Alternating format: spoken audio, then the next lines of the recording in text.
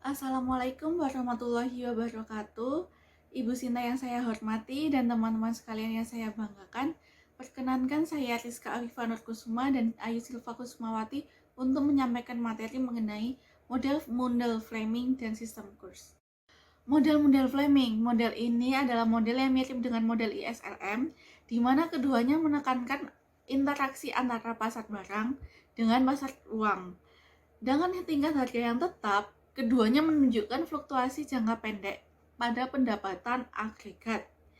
Model framing mengasumsikan perekonomian terbuka di mana perdagangan dan keuangan ditambahkan, sedangkan ISLM mengasumsikan sebagai perekonomian tertutup. Model framing, model ini sering digambarkan sebagai paradigma kebijakan dominan untuk mempelajari kebijakan moneter dan fiskal di dalam perekonomian terbuka. Dalam model ini ada satu asumsi penting dan ekstrim, yaitu perekonomian yang sedang dipelajari adalah perekonomian terbuka kecil, dan di dalamnya ada mobilitas modal sempurna, di mana ia dapat meminjam atau meminjamkan sebanyak yang ia inginkan di dalam pasar keuangan dunia. Dan karenanya, tingkat bunga pada perekonomian dikontrol oleh tingkat bunga dunia. Dalam model ini juga ada satu pelajaran penting, yaitu kinerja perekonomian bergantung pada sistem kurs yang diadopsinya. Selanjutnya adalah kurs mengambang. Kurs mengambang adalah kurs yang dibuat oleh kekuatan pasar dan diizinkan untuk berfluktuasi sebagai respon terhadap kondisi ekonomi yang berubah. Kurs ini menyesuaikan untuk meraih equilibrium simultan dalam pasar barang dan pasar uang. Jadi ketika ada sesuatu yang mengubah equilibrium itu, kurs ini dimungkinkan untuk menyesuaikan ke tingkat yang lebih baru. Nah, secara garis besarnya kita lihat persamaan model Fleming ini, di mana IS adalah pasar barang dan jasa, Y sama dengan konsumsi, investasi, pengeluaran pemerintah, dan nilai ekspor neto. Perhatikan bahwa konsumsi ini tergantung dari disposable income, investasi tergantung pada R bintang atau suku bunga internasional, G tergantung pada kebijakan pemerintah, dan NX atau ekspor neto yang tergantung dari kurs real. Sedangkan kurva LM-nya masih sama, yaitu M per P yang dipengaruhi oleh tingkat bunga real dan tingkat pendapatan. Asumsi 1, bahwa tingkat bunga domestik sama dengan tingkat bunga dunia, R sama dengan R bintang. Asumsi 2, tingkat harga ditentukan secara eksogen karena model digunakan untuk menganalisis jangka pendek, P ini berarti kurs nominal proporsional terhadap kurs real. Asumsi 3, jumlah uang beredar ditentukan secara eksogen oleh bank sentral M. Asumsi 4, kurva LM kita akan vertikal karena kurs tidak masuk ke dalam persamaan LM kita. Nah, secara basiknya, kurva IS digambarkan seperti ini, yaitu menurun karena semakin tinggi tingkat kursnya, maka tingkat harga mahal. Maka ekspor netonya jadi turun sehingga menurunkan pendapatan agregat. Nah, kita akan melihat asal muasal dari kurva IS. Di sini kita lihat keseimbangan dari 3 kurva, yaitu kurva NX atau ekspor neto, kurva IS, dan perpotongan Keynes. Jadi ada 3 kurva yang berhubungan di sini. Misalkan ketika ekspor neto hubungannya menurun, semakin tinggi kurs maka harga semakin mahal, sehingga ekspor neto akan turun. Begitu pula sebaliknya. Nah, ketika ada kenaikan tingkat kurs, maka terjadi barang mahal dan ekspor neto turun. Ketika ekspor neto turun, yang terjadi adalah di perpotongan Keynes, ekspor neto turun. Ketika ekspor neto turun dan pengeluaran turun, maka pendapatan akan menjadi turun. Ketika pendapatan menurun, di IS juga pendapatan menurun. Jadi, jika dihubungkan antara kurva ekspor neto dan perpotongan Keynes ini, ketika ada kenaikan kurs pada apresiasi, maka pendapatannya jadi turun. Nah, ini dasar mengapa kurva IS ini bentuknya menurun. Selanjutnya adalah menderivasi kurva model Fleming LM. Kurva LM dan tingkat bunga dunia bersama-sama menentukan tingkat pendapatan. Kurva LM tergambarkan vertikal karena kurs tidak masuk ke dalam persamaan LM. Selanjutnya adalah model Mundell Fleming di bawah kurs mengambang. Ada dua kebijakan, yaitu kebijakan fiskal ekspansif dan yang kedua adalah kebijakan moneter ekspansif. Kebijakan fiskal ekspansif, ketika pendapatan naik di perekonomian terbuka kecil, karena adanya ekspansi fiskal, tingkat bunga mencoba naik lagi. Tapi aliran modal dari luar menekan tingkat bunga ke bawah. Aliran ini menyebabkan tingkat permintaan mata uang mendorong nilainya ke atas dan membuat barang domestik lebih mahal bagi orang asing. Yang kedua adalah kebijakan moneter ekspansif. Ketika peningkatan jumlah uang beredar menekan tingkat bunga domestik ke bawah, modal mengalir keluar. Hal ini terjadi karena investor mencari pengembalian lebih tinggi di tempat lain. Aliran modal ini juga mencegah tingkat bunga turun. Aliran keluar juga menyebabkan kurs terdepresiasi sehingga membuat barang domestik lebih murah relatif terhadap barang asing dan menstimulasi NX. Jadi, kebijakan moneter mempengaruhi E daripada R. Selanjutnya ada kurs tetap. Di bawah kurs tetap, Bank Sentral mengumumkan nilai kurs dan siap untuk membeli dan menjual mata uang domestik pada harga yang telah ditentukan sebelumnya untuk menjaga kurs pada tingkat yang diumumkannya. Kurs tetap memerlukan komitmen Bank Sentral untuk mengizinkan jumlah uang beredar untuk menyesuaikan ke tingkat apapun yang memastikan kurs equilibrium dalam pasar bursa valuta asing sama dengan kurs yang diumumkannya. Dalam kurs ini, penting disadari bahwa kurs tetap menetapkan kurs nominal. Perbedaan kurs tetap dan kurs mengembang. Di kurs tetap, kebijakan fiskalnya kuat. Sedangkan di kurs mengembang, kebijakan fiskalnya lemah. Sedangkan di kurs tetap, kebijakan moneternya lemah. Sedangkan di kurs mengembang, kebijakan moneternya kuat. Model Mundell Fleming menunjukkan kebijakan fiskal tidak mempengaruhi pendapatan agregat di bawah kurs mengembang. Ekspansi fiskal menyebabkan uang apresiasi, mengurangi ekspor neto, dan mengatasi dampak ekspansif yang biasa pada permintaan agregat. Model Mundell Fleming menunjukkan kebijakan moneter mempengaruhi pendapatan agregat di bawah kurs tetap. Tiap usaha ekspansi, jumlah uang beredar sia-sia. Karena jumlah uang beredar harus menyesuaikan untuk memastikan kurs bertahan pada tingkat yang diumumkannya. Model Mundell Fleming di bawah kurs tetap. Untuk yang kebijakan fiskal ekspansif pada kurs tetap, ketika pemerintah menambah belanjanya atau mengurangi pajak, maka akan terjadi pergeseran kurva IS ke kanan. Maka suku bunga akan naik. Dengan suku bunga yang naik, maka akan menarik dana dari luar negeri sehingga dolar banyak masuk. Dolarnya banyak, namun rupiahnya sedikit, sehingga rupiah akan terapresiasi.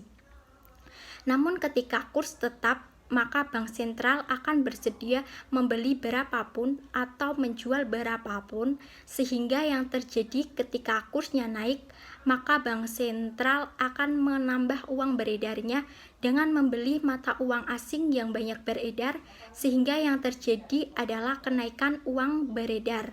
Maka kurva LM geser ke kanan.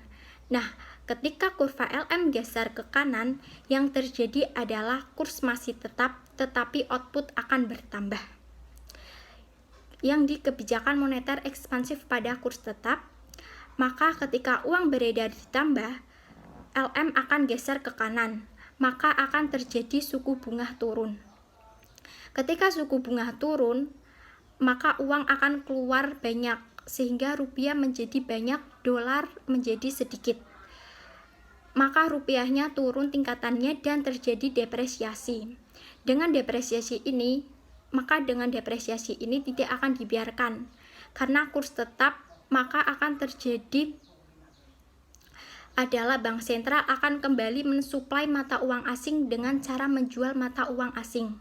Artinya akan terjadi penurunan uang beredar. Jadi kembali ke titik semula. Sehingga apa yang terjadi, kebijakan moneter ekspansif tidak akan menggeser apa-apa, karena pada ujungnya kurs akan tetap dan Y akan tetap. Jadi, secara ringkasnya, kebijakan dalam model Mundell Fleming ini di mana model-model Fleming menunjukkan dampak hampir tiap kebijakan ekonomi pada perekonomian terbuka bergantung pada apakah kurs pengembang atau tetap. Model-model Fleming menunjukkan kekuatan kebijakan moneter dan fiskal untuk mempengaruhi permintaan agregat bergantung pada sistem kurs. Selanjutnya ada devaluasi dan revaluasi. Negara dengan kurs tetap dapat melakukan sejenis kebijakan moneter dengan memutuskan mengubah tingkat di mana kurs ditetapkan. Ada dua macam, yaitu penurunan nilai resmi mata uang yang disebut devaluasi dan peningkatan nilai mata uang yang disebut revaluasi. Selanjutnya ada perbedaan tingkat bunga dan aliran modal internasional. Bagaimana jika tingkat bunga domestik di atas tingkat bunga dunia? Pengembalian lebih tinggi dan menarik dana dari luar negeri, membuat tingkat bunga domestik kembali turun.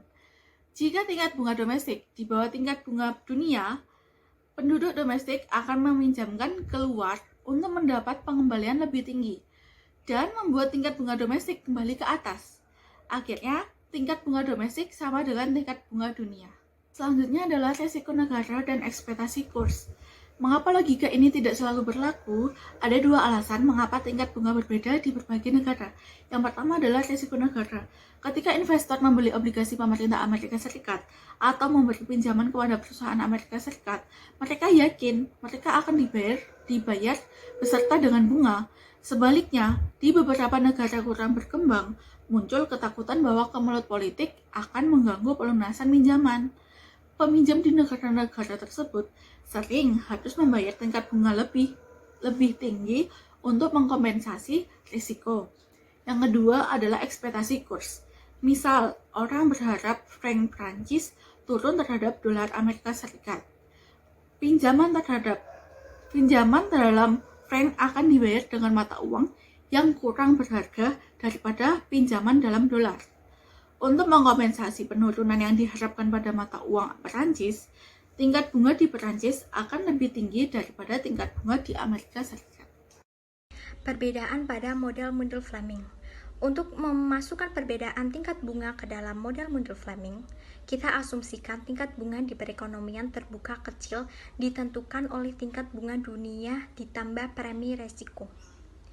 Premi risiko ditentukan oleh risiko politik memberi pinjaman di sebuah negara dan perubahan yang diharapkan pada kurs real. Kita anggap premi risiko sebagai variabel eksogen. Untuk tiap kebijakan fiskal, kebijakan moneter, tingkat harga, dan premi risiko yang ada, dua persamaan ini menentukan tingkat pendapatan kurs yang menyeimbangkan pasar barang dan pasar uang. Misal, kemelut politik menyebabkan premi risiko negara naik. Dampak yang paling langsung adalah tingkat bunga domestik. Tingkat bunga lebih tinggi memiliki dua dampak. Yang pertama adalah kurva IS bergeser ke kiri, karena tingkat bunga lebih tinggi mengurangi investasi. Yang kedua adalah LM bergeser ke kanan, karena tingkat bunga lebih tinggi mengurangi permintaan uang, dan tingkat pendapatan lebih tinggi untuk tiap jumlah uang beredar yang ada. Dua pergeseran ini menyebabkan pendapatan naik dan menurunkan kurs ekuilibrium pada pasar dunia. Implikasi pentingnya yaitu ekspektasi kurs ikut menentukan kurs sebenarnya. Contoh, misal orang percaya franc Prancis tak akan berharga di masa depan. Investor akan menggunakan premi risiko lebih besar pada aset Prancis. Premi risiko akan naik di Prancis. Ekspektasi ini akan menaikkan tingkat bunga dan akan menurunkan nilai franc Prancis. Jadi, ekspektasi bahwa mata uang akan turun nilainya di masa depan menyebabkan penurunan saat ini. Jadi, mekanismenya begini. Kenaikan premi risiko suatu negara mendorong naik tingkat bunganya. Karena tingkat bunga lebih tinggi mengurangi investasi. Kurva IS bergeser ke kiri, karena ini juga mengurangi permintaan uang. Kurva LM bergeser ke kanan, pendapatan naik dan kurs mengalami depresiasi. Maka sebaiknya kurs mengambang atau tetap? Dalam sistem kurs mengambang, memungkinkan kebijakan moneter digunakan untuk maksud lain seperti menstabilkan kesempatan kerja atau harga. Akan tetapi, Dalam sistem ini, lebih banyak spekulasi dan volatilitas atau pasang surut yang dapat terjadi. Sistem yang kedua adalah sistem kurs tetap. Volatilitas kurs membuat ketidakpastian dan membuat perdagangan lebih sulit, dan penggunaan yang baik oleh otoritas moneter. Sedangkan kontranya adalah kebijakan moneter ditujukan untuk tujuan tunggal, memelihara tingkat yang diumumkan. Yang kedua, dapat menyebabkan volatilitas lebih besar dalam pendapatan dan kesempatan kerja. Selanjutnya ada serangan spekulatif, currency bird, dan dolarisasi. Serangan spekulatif adalah kasus di mana perubahan persepsi investor membuat kurs tetap tidak dimungkinkan. Untuk mencegah serangan ini, beberapa ekonom menyarankan penggunaan currency bird, yaitu aturan di mana bank sentral memegang cukup mata uang asing untuk mendukung tiap unit mata uang domestik. Berikutnya, negara mempertimbangkan dolarisasi, rencana di mana mata uang domestik diabaikan dan dolar Amerika Serikat digunakan. Selanjutnya ada segitiga tidak mungkin. Tidak mungkin suatu negara memiliki aliran modal bebas, kurs tetap, dan kebijakan moneter yang independen. Ada 3 pilihan. Pilihan pertama adalah Amerika Serikat, pilihan kedua adalah Hong Kong, dan pilihan ketiga adalah Cina. Terakhir adalah sebenarnya model mundur Fleming ini adalah untuk yang jangka pendek. Jadi apabila kita akan meningkatkan ke jangka panjang atau dengan melonggarkan tingkat harga menjadi tingkat harga yang berubah, maka ketika tingkat harga berubah, maka hubungan antara kurs akan berubah. Akan ada perubahan dari nominal dan real. Kalau tadinya akan sama karena tingkat harga masih tetap, namun ketika tingkat harga berubah, maka kurs real akan berbeda dengan kurs nominal. Kenapa? Karena kurs real ini adalah kurs nominal dikalikan dengan harga domestik dikalikan harga luar negeri. Sehingga ketika ada perubahan harga, maka kurs real akan berbeda dengan tingkat kurs nominal. Sehingga rumusnya adalah NX atau ekspor neto dipengaruhi oleh kurs real. Nah, apa yang terjadi jika tingkat harga turun? Ketika tingkat harga turun, maka P-nya turun dan E-nya menjadi turun. Maka menyebabkan M per P-nya jadi naik, sehingga LM-nya jadi geser ke kanan. Ketika LM geser ke kanan, maka yang terjadi adalah kurs real akan menjadi turun. Akibat turunnya kurs tadi, maka pendapatannya naik dan NX atau ekspor neto akan naik karena harga barang menjadi murah. Sehingga ini diikuti dengan yang kita lihat di kurva agregatnya juga terjadi.